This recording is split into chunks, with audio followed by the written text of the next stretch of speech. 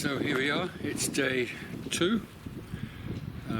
The object of the exercise today is Valcarlos, where we are, to Roncevalles. The clouds are gathering, unfortunately. It looks as though it's going to rain, but we just get on with it.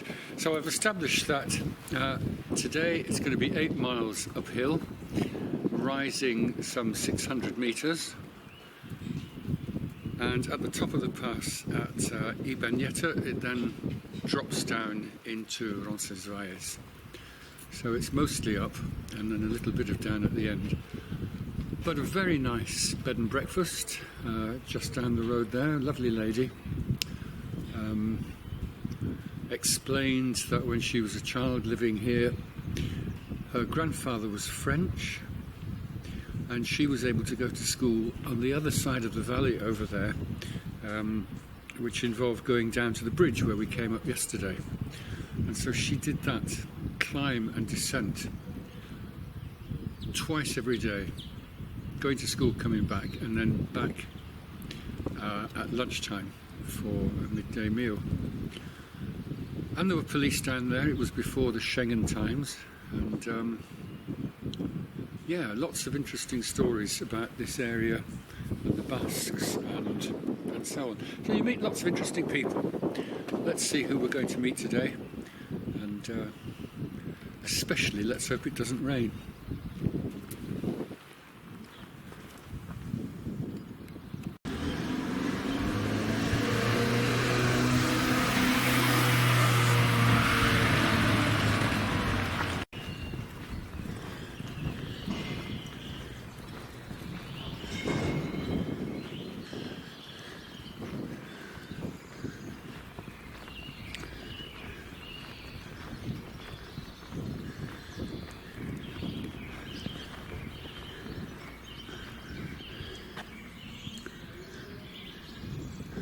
So this is Valcarlos that we're just leaving. Little bit of blue, oh no, it's grey. I thought it was blue sky. Rain on the way.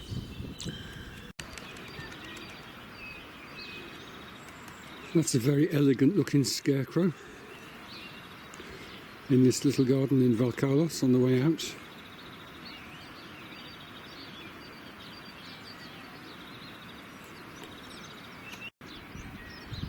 And the final view down the valley.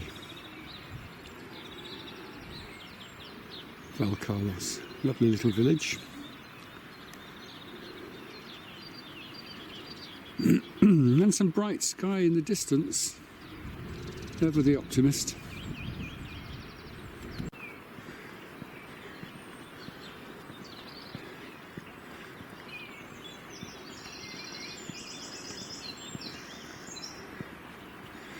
This is a road that I think you have to be careful on. There are not any footpaths. There's not much traffic, but nevertheless.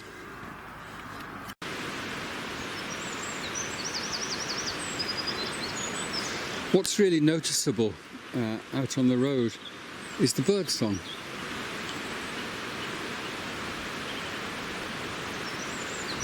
Don't know if the camera can pick it up, but the bird song is everywhere. And that combined with the sound of the stream down there, or river, very peaceful. However, alarmingly, this road is now going downhill, which seems a very bad idea, given that we've got to go up 600 metres. So having risen a little bit, it's now going down again. What goes up has to come down.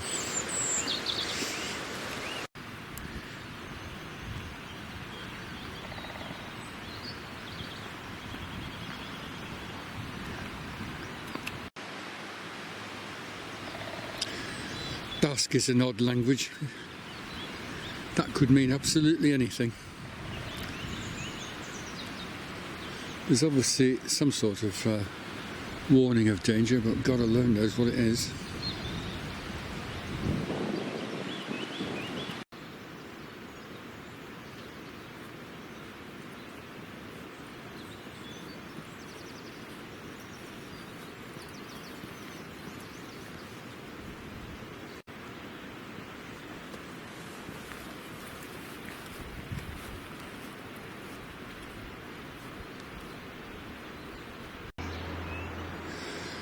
So this is the point where a decision has to be made. The path to the left is the recommended path normally, but the lady in the bed and breakfast said to stay on the road because it's very muddy down there and you waste time trying to find where the track is in these conditions.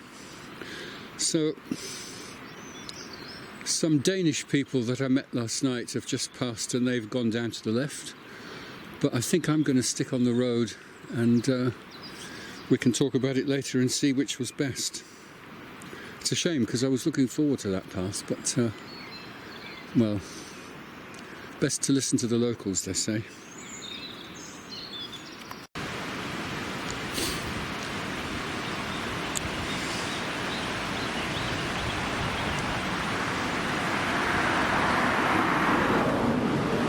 So one good reason for staying on the road is not to have lost height and have to climb back up again.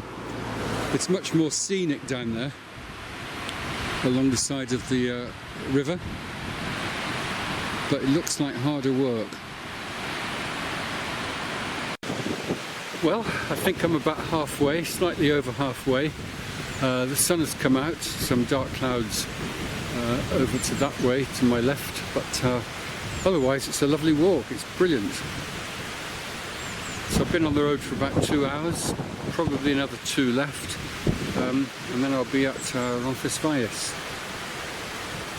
No sign of the couple from Copenhagen, the Danes. They're still some distance behind, so I'm glad I stayed on the road. And this is the second turn off, which would be possible to take. But again, the advice is stay on the road, which is what I'm going to do. And the wind has now got up, but still there's a patch of blue sky up there, so we'll stay on the road and see how we do. So I've come up the road there ahead, and if we just pan around, we can see this is where the series of hairpins begin, which will, in the not very distant future, take us up to the chapel at Ibaneta, which is the highest point before the descent into Roncevalles. Let's go.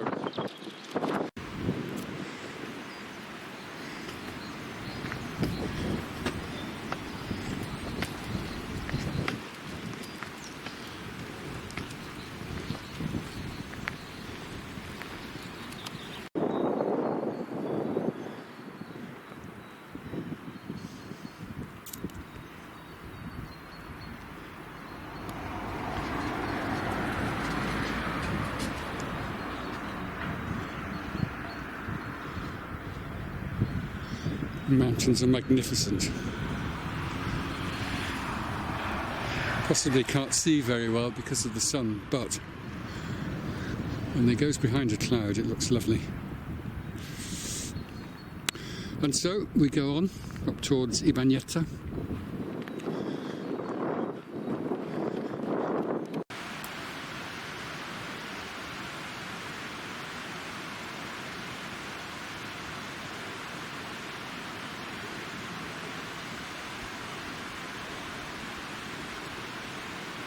Still some of the winter snow on the top of that mountain there. But what a view. Worth the walk just to see this.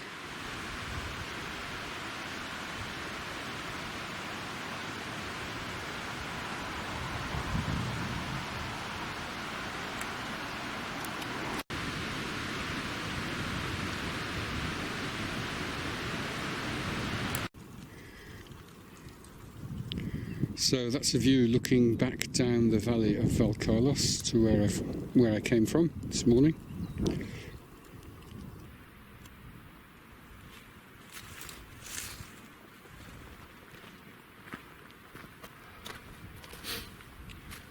Well, good news.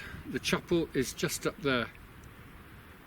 So it's after about 4 hours walking.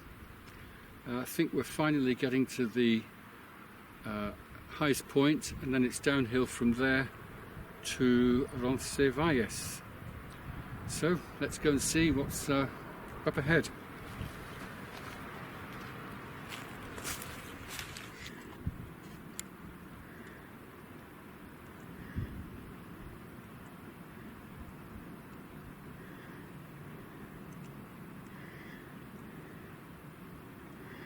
That's it, the chapel at Ibaneta.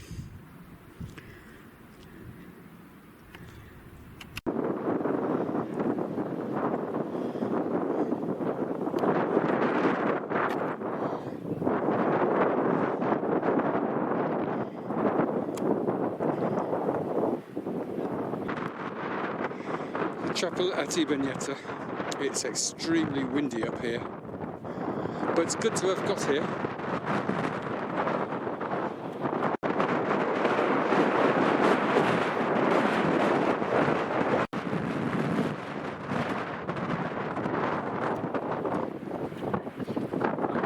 Hi, you made it. It is a bit cold, yeah. It's cold and windy. And the stone marks the site of the death of Roland, of the great shooting, one of Charlemagne's followers, I think.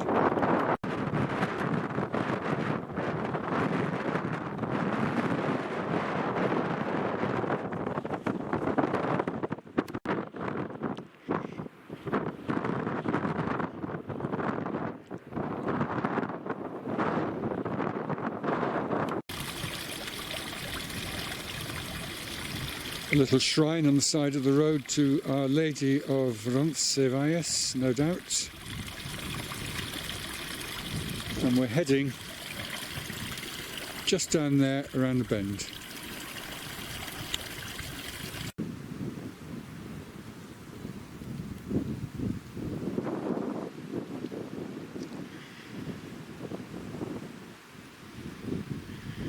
A very welcome sight.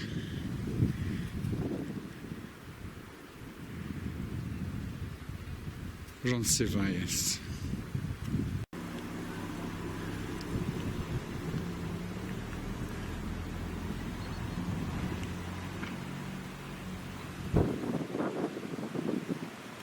This, but why not? Why not? Malos. Here. Gracias. De nada. 13. 04. Ya está. Muchas gracias. De nada.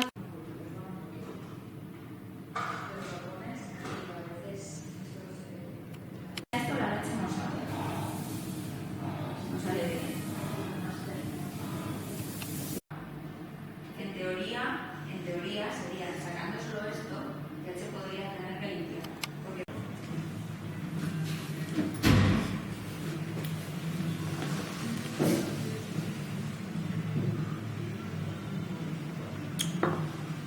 So, in summary, I left this morning about 8:30. It's not a very scenic route. There's not a lot to see. One bit of the road looks much like any other bit of the road. It was easier walking than the more scenic routes, taking the two routes off to the left, but they were much more difficult. So I'm pleased that I stayed on the road and followed the advice. And so here we are at the Hotel Roncevalles. It's an old monastery that was an Augustinian foundation, I think, now owned by the state. By no stretch of the imagination is it in line with the austerity that you expect pilgrims to have. It's really very comfortable. I say pilgrims in the past. This place is really very comfortable. It's lovely. The two Danish folks that I met have arrived. They're upstairs somewhere, and when I've had a refreshing drink, I'll go and explore the place and see what there is to see, and find somewhere to have a meal tonight. good day, successful day, very pleased with that.